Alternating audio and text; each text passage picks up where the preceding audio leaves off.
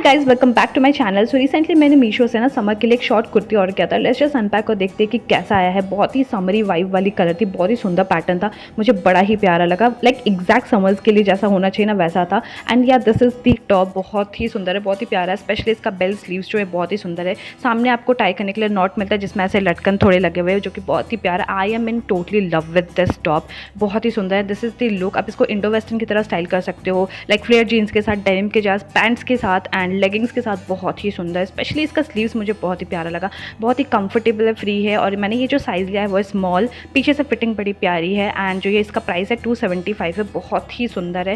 And it's like आपको इसको ज़रूर लेना चाहिए and it's definitely a keep.